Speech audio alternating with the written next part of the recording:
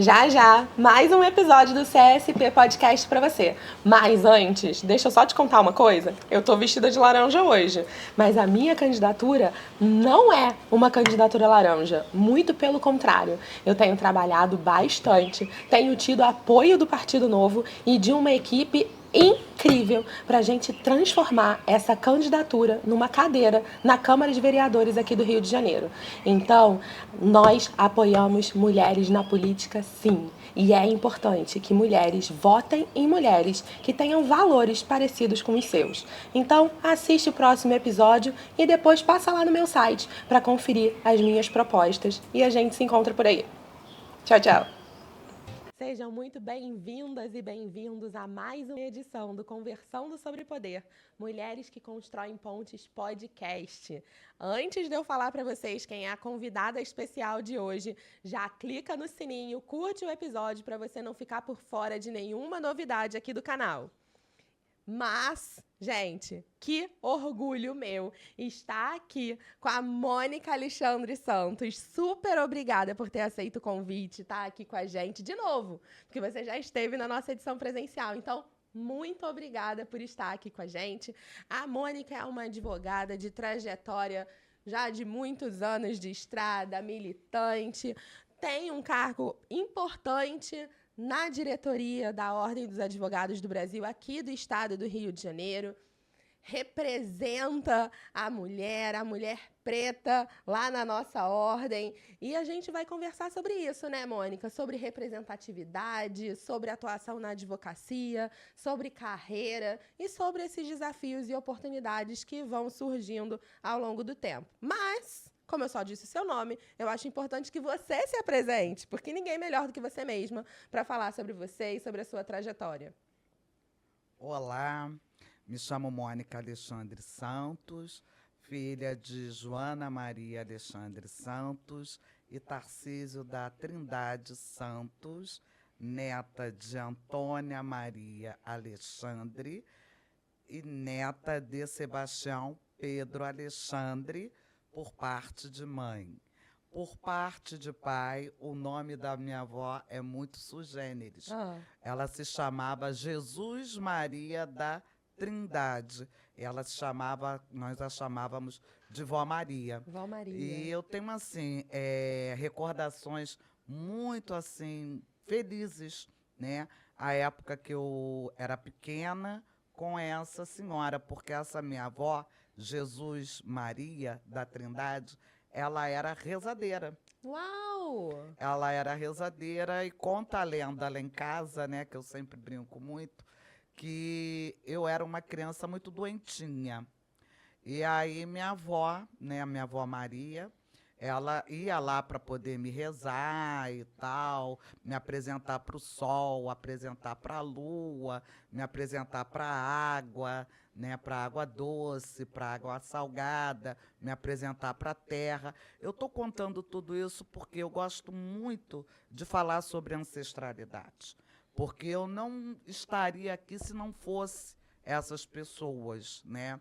E essas pessoas que me marcaram demais a minha vida, foram essas pessoas que criaram as minhas pontes, né? A minha ponte de sobrevivência, de experiências e de acolhimento. Eu fui muito acolhida pela minha avó, Antônia, que já se foi, né, pelos meus avós, então eu tenho algumas histórias assim que são muito interessantes, sabe, Débora, que eu me lembro da minha infância, da minha adolescência, e assim, poder compartilhar isso daí é muito importante para mim, porque isso daí mostra, né, quem é a Mônica Alexandre Santos, né? Porque muitas vezes as pessoas pensam, né, que como nós estamos exercendo, né, o poder, né, uma mulher preta em 92 anos de ordem, ter assumido, né, ter sido eleita pela advocacia do Estado do Rio de Janeiro como secretária-geral adjunta, é muita coisa. Sim. Precisou de quê? Quase um século para que isso se tornasse possível. É desafiador, né, Mônica? A gente ainda olha para a parede da ordem e ainda assim, em 92 anos, a gente não vê nenhum retrato de mulher. Você foi a primeira mulher negra a ocupar um espaço importante na diretoria da ordem, eleita, né? Porque nós elegemos 5 representantes a cada eleição, então eu também te elegi. Eu tenho muito orgulho disso. Mas antes da gente entrar na Mônica, que representa tanto nas nossas vidas, vamos pensar na Mônica criança, porque você falou tantas coisas das suas avós e da sua ancestralidade, e me fez aqui também correr um filme, porque eu fui criada pela minha avó materna, morei a minha vida inteira com ela. E tenho um amor imenso, assim, falar de família, falar da minha história é necessariamente lembrar da minha avó materna, que tinha o nome que todo mundo achava que era um apelido, Mônica, porque ela se chamava Terezinha. E todo mundo achava que o nome dela era Tereza, mas nunca foi Tereza, era Terezinha na identidade. Então, e a gente cantava música para ela de Terezinha, de Jesus. Então, acaba que conecta também, né, com a Jesus Maria, sua avó paterna. Isso. E minha avó paterna também era a avó Maria. Mas eu não fui criada com ela porque meu pai, ele é do interior da Bahia, do sertão da Bahia, de uma cidade chamada Bom Jesus da Lapa, ali na margem do Rio São Francisco. Então, a minha avó ficou lá e meu pai veio para casar. Então, eu vi poucas vezes a minha avó paterna. E com a minha avó materna eu sempre morei. Então, são histórias incríveis. Outra conexão, a minha bisa também era rezadeira. A mãe dessa minha avó materna também era rezadeira. E reza a lenda, que lá em Pernambuco, porque minha avó pernambucana, materna, fazia fila na frente da casa da minha bisa para ela rezar as crianças que tinham ali alguma febre que não passava nunca, uma dorzinha de barriga que não passava nunca, a que estavam mais amarelinhas, né, da icterícia, eu acho que chama. Então, a minha bisa rezava as crianças e fazia fila na porta. Então, olha quanta conexão já aconteceu aqui nessa primeira fala. É uma coisa assim muito interessante, né, que eu faço esses resgates, né, por exemplo, essa coisa da minha avó paterna, né? Me rezar, que eu era, como eu já disse, eu era um bebê, uma garotinha muito doentinha e tal, ela me rezava sempre. E eu tive catapora. E aí, ela que me dava os banhos lá, passava aqueles ungüentos e tal. E o meu cabelo caiu todo. Eles tiveram que cortar o meu cabelo todo, né, por conta da secreção, né, que saía, né, aquela coisa toda, e ela tratando, e eu fiquei boa e sem nenhuma mancha na pele da catapora. Que coisa! Eu tenho uma aqui, bem no nariz. Essa manchinha aqui que eu tenho é de catapora. Eu fiquei sem nenhuma, então aquilo para mim foi muito, sabe? E outra coisa que ela fazia muito, que eu gostava, a minha família toda é oriunda de Minas, do interior de Minas Gerais, de um lugarejo chamado Zé Dias, que é próximo de São João del Rei. Então, a minha avó paterna, assim, a família é muito simples, muito humilde, mas nós vivíamos com dignidade, né? Criava-se galinha, porcos, tinha quintal, aí tinha uma couve, um tomate, um pé de bananeira, laranja, flores. Então, quer dizer, vivíamos com dignidade ali. E essa minha avó, eu me lembro muito da minha infância com ela, né? Quando eu ia na casa dela, ela fazia 2 coisas que eu gostava muito, que era biscoito de polvilho, porque a casa, o forno, era tipo uma casa de João de Barro. Sei. Aquela casinha de João de Barro. Ela fazia o biscoito de polvilho e fazia um torresmo que ela colocava na lata e parecia biscoito. Nossa, que então, eu me deliciava com essas guloseimas todas. E aí ela veio a falecer, faleceu antes da minha avó materna, e eu sempre tive essa conexão com elas, né? E minha avó materna, quando meu pai faleceu, minha avó materna me criou. E eu fui morar com os meus avós maternos, né? Mas lá em Minas ou aqui no Rio? Aqui no Rio. Eu nasci aqui no Rio de Janeiro, na Ilha tá. do Governador. Então, eu sou insulana. E aí, eu fiquei morando com os meus avós e minhas tias. Né? Eu tenho 3 tias hoje, que são maravilhosas, e essas mulheres que também construíram a minha ponte, né? Na educação. Porque a minha tia mais auxiliadora, que o apelido dela é Dora, eu não chamo minhas tias de senhora, nada disso, não. Chamo todas elas pelo nome, e o tratamento da minha mãe também é você. Boa. Então, as minhas tias sempre pensaram, meus avós e minhas tias, na educação. E aí, como eu aprendi a ler muito cedo, eu fui autodidata, eu via meu pai lendo jornal, aquele jornal Cor-de-Rosa, eu não lembro se é aquele Era do jornal... esporte? Deve ser. Que era rosa? Eu acho que era. Última Hora, um jornal desse na época, meu pai lia jornal, meu pai sabia ler e escrever. E aí meu pai lia e eu ficava olhando aquelas letras, né? E tal, não sei o que. Aí teve um dia, eu não sei como, eu não sei a história, isso eu não lembro. É a história deles, que eu comecei a juntar as letras, vendo as letras juntando, e consegui formar uma palavra.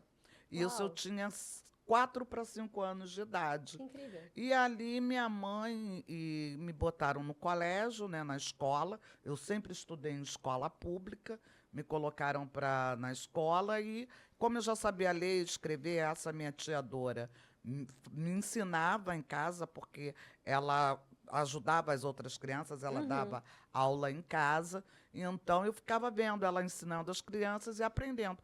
Aí, quando eu fui para a escola com 6 anos de idade, para a primeira série, eu já sabia ler, escrever, já fui alfabetizada, e bem alfabetizada.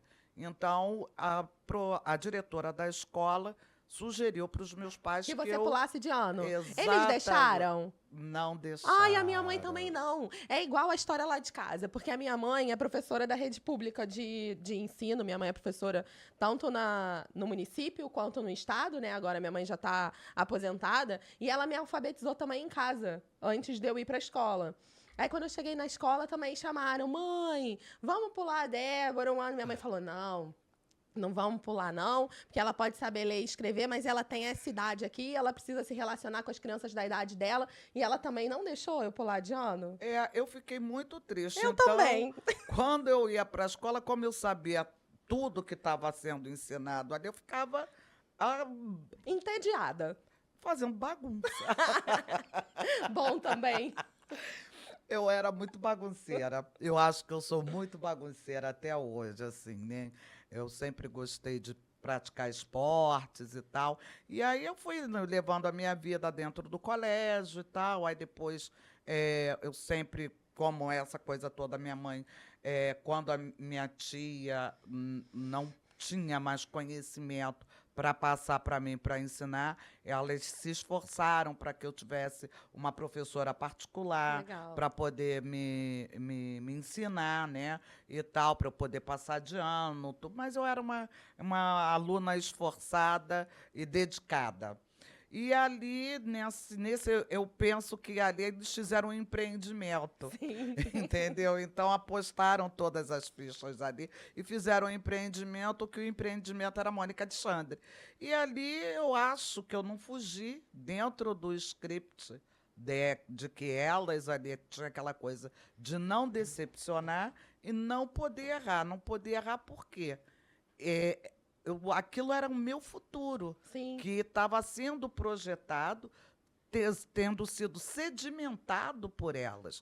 Então, eu não poderia, de um lado, decepcioná-las, e eu sempre fui uma mulher, uma garota ambiciosa. Boa. Eu sempre disse que eu não queria ser aquilo que eu via dentro da comunidade em que eu morava. Eu não queria aquilo para a minha vida. Então, por que eu não queria aquilo? Porque eu achava aquilo muito triste. Tudo muito sem valor, entendeu? Você ser subjugado. Sem respeito, né, Mônica? Exatamente, sem respeito. E aí eu vi as meninas lá, elas brincavam enquanto elas estavam brincando, Estava eu estudando. estava estudando. Minhas tias também não deixavam eu assim brincar com as Na rua. outras crianças da rua. Era da escola, da aula particular para casa, igreja, era isto. Mas lá em casa, é impressionante como é que as histórias se conectam, né? E tem as suas semelhanças, né? E, lógico, diferenças também, mas suas semelhanças. Lá em casa, e eu cresci ouvindo muito isso dos meus amigos. Ah, você foi criada por vó. Do tipo, que não brinca na rua, que sai com a roupa ajeitadinha, né? Sem estar suja. E que tem que estudar mais e tudo. Então, essa coisa do ser criada por vó me acompanhou a vida, né? Eu morava com meus pais e com a minha avó. Uhum. Aí depois meus pais se separaram e eu fiquei morando com a minha avó e com a minha mãe. Mas, como eu disse, a vida inteira eu morei com ela e ela sempre foi muito participativa nessa minha fase, né, de educação. E o que você trouxe do medo de decepcionar, de ser uma aposta, né, da família toda em investir para que você tivesse um futuro, né, que é assim que falam, né? Você precisa ter um futuro, você precisa estudar. E foi muito similar na minha casa também. Eu não estudei numa escola pública, mas eu estudei num projeto social a vida inteira, que é a Fundação Bradesco, que é tido como o maior projeto de educação privada do nosso país. Eu tive essa oportunidade de conseguir uma vaga lá no CA, na alfabetização. Lá, quando queriam me pular de ano, foi na Fundação Bradesco. E quando a gente entrou, eu tenho isso muito claro, assim, porque eu estudava numa escola de bairro que era desse tamanho, que tinha, sei lá, 40 crianças na escola inteira, e fui para a Fundação Bradesco com milhares de crianças. Então, aquilo, eu ficava assim, meu Deus, numa situação de tanta criança. E teve uma reunião com os pais, e nessa reunião falaram para minha mãe que os melhores alunos sairiam dali no segundo grau, né? Na época era segundo grau, depois mudou para ensino médio, mas que sairiam dali, os que ficassem até o ensino médio, os melhores teriam emprego nas organizações Bradesco. Então, desde os 7 anos de idade, a minha mãe falava que eu tinha que estudar para ser a melhor para ter um emprego. Que eu tinha que estudar para ser a melhor para ter um emprego. Porque nada na minha vida ia ser de graça e que a única coisa que eu tinha na minha vida era o meu nome e o meu emprego. Então, eu tinha que estudar. E eu estudei. E eu cheguei no ensino médio e consegui um emprego na Fundação Bradesco, não, mas nas organizações Bradesco, fui trabalhar no Finasa, que era a financeira do Bradesco. Então, essa coisa de ser a aposta da família, né? De todo mundo querer que você estude, que você se dedique, que você construa uma carreira de sucesso e que seja para eles a felicidade, aquilo que, de repente, eles não conseguiram fazer, não conseguiram viver. Você ser a materialização de um sonho, né?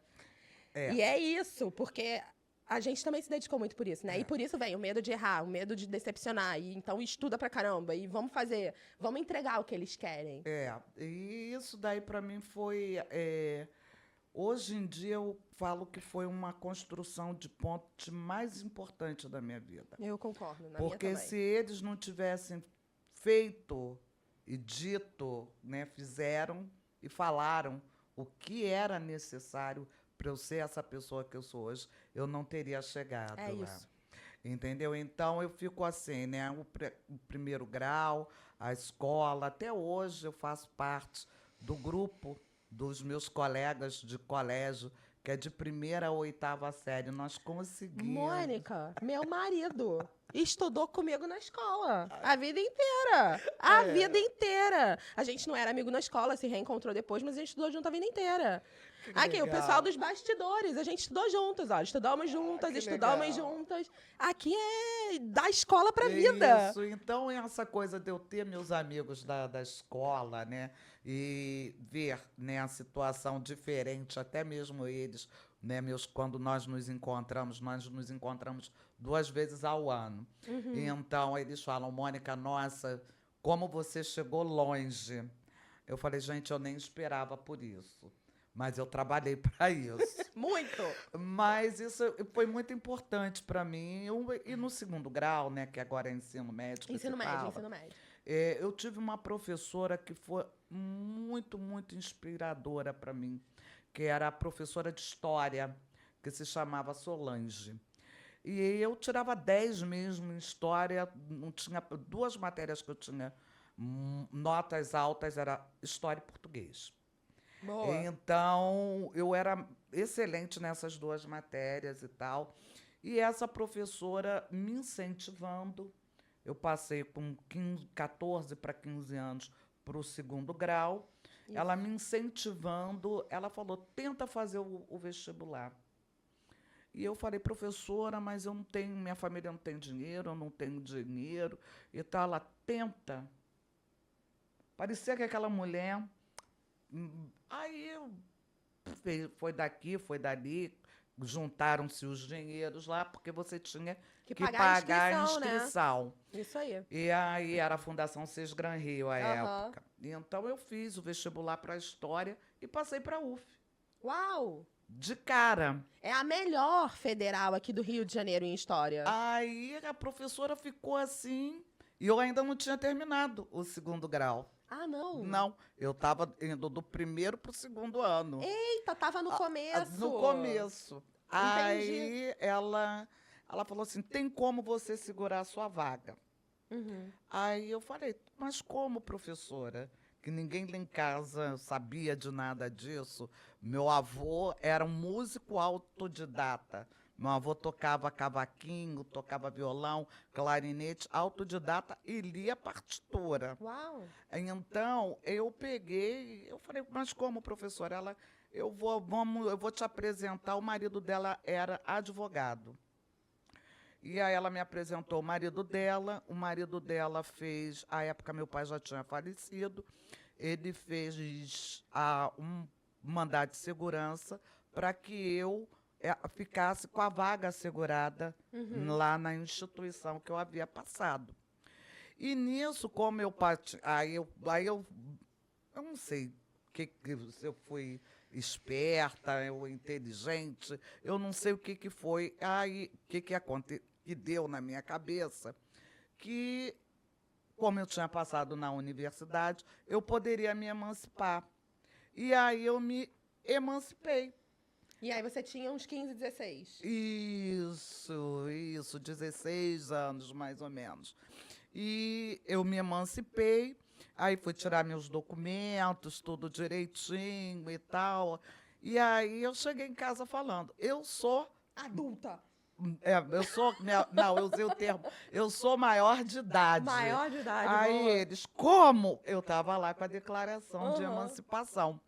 E ali, aí eu estudava durante o dia, eu nunca estudei à noite, né? Meus avós tinham o maior cuidado comigo, né? De eu não perder o foco, a questão de namoro, a questão da gravidez precoce. Então, Que era uma tudo preocupação, né? Na minha época também. exatamente. A gente falava que tinha que botar anticoncepcional na água, enfim, mas era aquela coisa, né? Aquela preocupação. Eu lembro que lá em casa também era muito. Minha mãe sempre falava: pelo amor de Deus, você não pode fazer isso, você vai destruir a sua vida. É, Aquele papo de dentro de casa, aquela Aquela. lavagem. E o meu avô, coitado, ia me buscar, que eu estudava assim. Alguns dias eu estudava de manhã, alguns dias eu estudava à tarde. Aí eu saía tipo 5, 6 horas da tarde. Meu avô ia me buscar. Olha. Eu nunca voltava da escola sozinha. Mas Todo isso é mundo uma benção. fazendo bagunça, não sei o quê. E eu ali, meu avô indo me buscar. Até hoje, meus colegas brincam comigo, dizendo: pô, Mônica, seu avô, seu Sebastião, ia te buscar quase todo dia na escola. Eu falei: fazer o quê? Aí tinham aquelas brincadeiras de adolescente, Sim. né, e tal. Aí eu não namorava ninguém. Aí tem duas questões, né, que é interessante a gente colocar, né? Ah. Quando você, na minha turma, no segundo grau, éramos poucos pretos, Sim. né, negros ali, e a questão do namoro, né, que ninguém quer namorar uma menina preta, né? Você passa, né, hoje em dia se fala muito na solidão Na da solidão mulher da mulher preta. preta, mas lá atrás, como eu brinco, né, que eu sou uma mulher do século XX, lá atrás, no século XX, isso daí já rolava. Então, ninguém quer namorar uma mulher preta, então o que que resta? Você a melhor da turma. Se dedicar a E aí eu vou estudar. me dedicar, porque aí você passa a ser referência. Aí todo mundo quer te chamar para sair, todo mundo quer te chamar para estudar e tal. E assim foi indo. O outro ponto transformador na minha vida foi a Igreja Católica, que foi o movimento da renovação carismática. Porque ali, né, meus avós eram muito católicos, na casa até hoje tem muitas plantas lá no quintal, porque minhas tias continuam morando na casa que eu fui criada, na casa Que dos legal. meus avós. Então, minha avó doava as flores para enfeitar o altar da igreja, porque eu morava na Ilha do Governador, era no bairro da Freguesia, aí na igreja de Nossa Senhora da Ajuda, né? Então, minha avó ajudava, né? A forma dela ajudar lá na igreja era doando as flores para poder, as rosas, minha avó, Ornamentar ali o altar. ornamentar o altar. Então, eu fui batizada, fiz primeira comunhão, fiz crisma, tudo direitinho. E aí eu conheci esse pessoal do grupo jovem, né, que muito me ajudou. Por isso é que eu falo da renovação carismática e da pastoral da juventude. Porque ali eu passei a ter consciência política, né? Consciência de que eu fazia parte de um todo, eu não era diferente de ninguém, porque a igreja ensinava muito isso. Isso. E tínhamos os eventos que todo sábado nós nos apresentávamos no domingo na missa do jovem, que era às 18 horas. Então tinham os ensaios. E ali a questão da cidadania ficou muito forte, porque eu ia na casa das pessoas que tinham um poder aquisitivo alto, das pessoas que tinham um poder aquisitivo mais baixo, e aqueles paupérrimos que era eu que morava na favela. Então, eles iam lá Na sua casa também. na casa dos meus avós, na minha casa, todo mundo ia pra gente ensaiar. Minha avó fazia um bolo, tinha erva cidreira no quintal, fazia chá de erva cidreira e tal. Era aquilo ali o lanche de todo mundo, nós ensaiávamos e de boa. Ali eu aprendi que eu poderia, que eu era igual a todos todo os mundo. brancos, a todos os brancos, que à época só tinha gente branca ali, e que eu poderia realmente estudar, que eu poderia ingressar na faculdade, e que a coisa já estava meio que sedimentada. E, muito bem, aí nós fazíamos isso, aí eu fui conhecer o cinema, eu fui conhecer teatro, mas eu tenho uma irmã, que aí eu era obrigada a levar minha irmã comigo, que a minha irmã é um pouco mais nova, a diferença de idade nossa, eu acho que é de 8 anos, eu e Márcia, então eu fui filha única durante muito tempo. E aí eu passei a me enxergar como gente, como pessoa, a ter voz, a saber me colocar, a saber me posicionar. E isso foi muito importante para mim, entendeu? O ambiente em que eu vivia não me permitia isso. Ter essa dimensão dessa consciência social e de se reconhecer enquanto indivíduo igual a todos os outros, né? Eu costumo falar a respeito disso, de que a gente não pode imaginar e projetar um futuro que a gente não conhece. Como é que a gente abre a porta de casa e enxerga uma realidade e querem exigir dessas pessoas que só enxergam essa realidade que elas projetem um futuro? Eu tenho um projeto, Mônica, que chama Minha Vida é um Projeto. Ele existe desde 2018, com esse propósito único. Conversar com jovens da educação pública aqui do Rio de Janeiro e conversar e tratar com eles planejamento de vida e carreira. Quando a gente fala sobre isso, a gente dá a chance da pessoa sonhar, dela ter uma outra perspectiva. A partir do sonho, eles podem querer uma realidade diferente. Mas como é que eu posso pensar algo diferente que eu nunca vi? É difícil, é muito desafiador você conseguir imaginar uma coisa que você nunca viu, nem num livro, nem na escola, nem na porta da sua casa, e que a sua família também não oferece aquela realidade. Então, quando eu vou e converso com eles sobre isso e me coloco nesse lugar, olha, eu não estudei na escola pública, mas eu sou fruto de um projeto social. Eu nunca gastei R$1 para estudar. O meu uniforme também era dado, o meu caderno era dado. Eu ia para a escola de ônibus, a merenda que eu comia era a merenda da escola.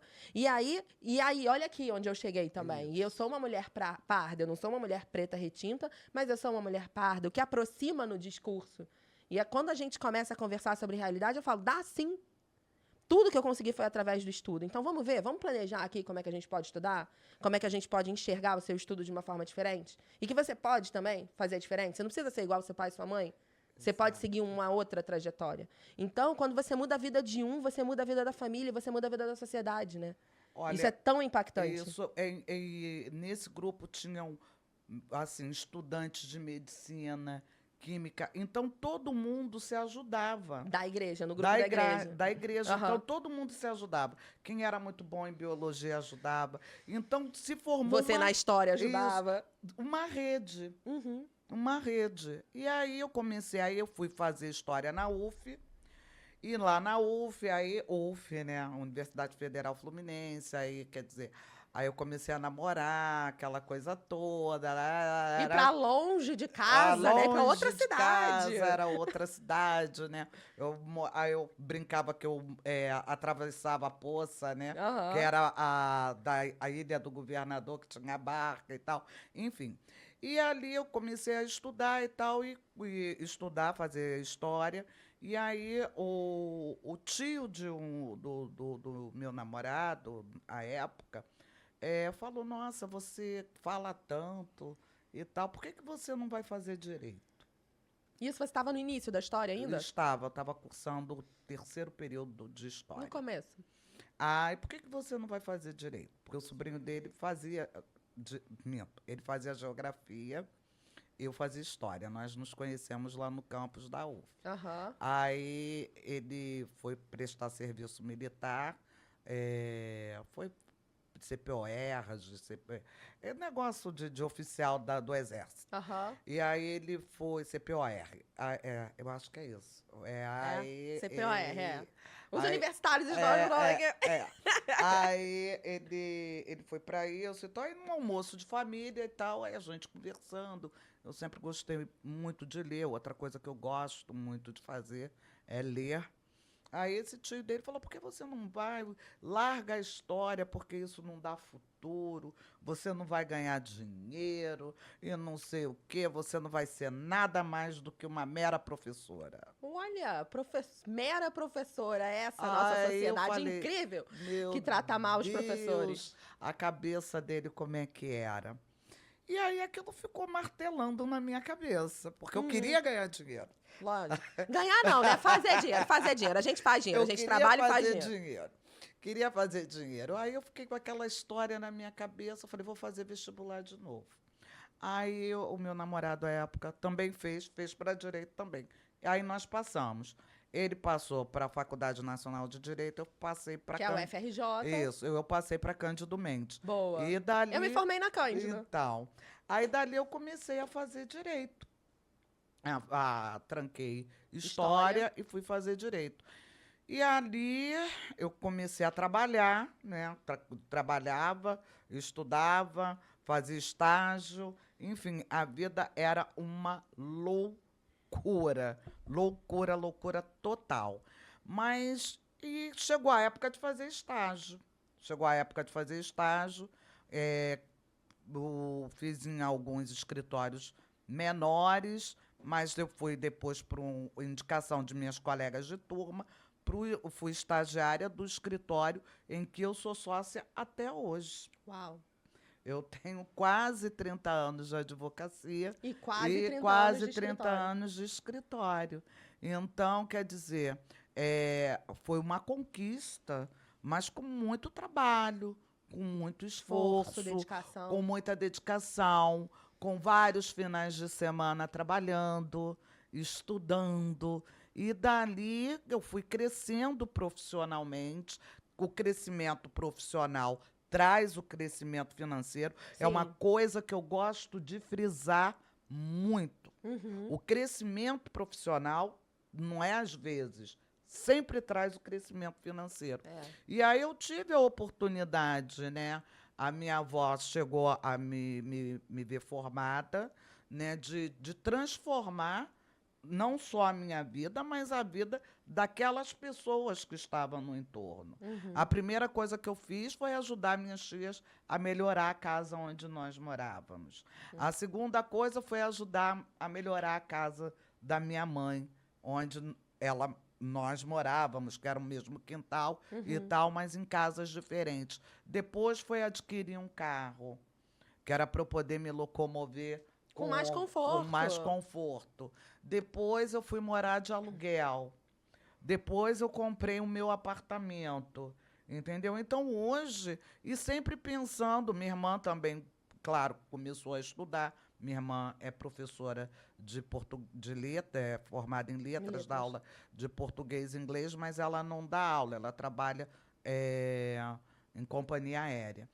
Mas aí minha mãe, eu estava falando sobre essa questão A de transformação você de ir vida, né? transformando e você vai crescendo profissionalmente, você E vai financeiramente tendo também. financeiramente. Só que você tem que ter um pouco de cuidado. Você não pode ter naquela coisa da vaidade Um total, deslumbre, né? o deslumbre de que isso tudo, as portas do mundo estão se abrindo para você, estão se abrindo pela sua capacidade profissional e pelo retorno financeiro que você tem.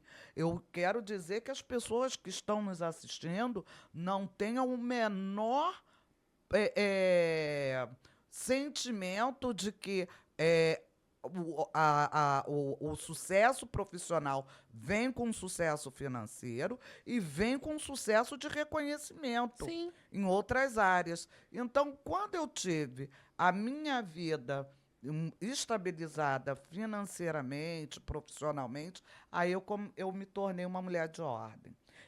Aí eu fui participar das comissões, que à época era presidida pelo Felipe Santa Cruz. Boa. Só para deixar todo mundo na mesma página, Mônica, que nem todo mundo que assiste a gente é advogado e advogada, mulher de ordem é a mulher que participa da vida da ordem dos advogados do Brasil. Então, a gente tem esse hábito, né, de falar que é homem de ordem, mulher de ordem. São os advogados e advogadas que participam ativamente da vida institucional e até da vida política institucional da ordem, que é uma entidade da organização civil, né, que, enfim, tem uma representatividade incrível.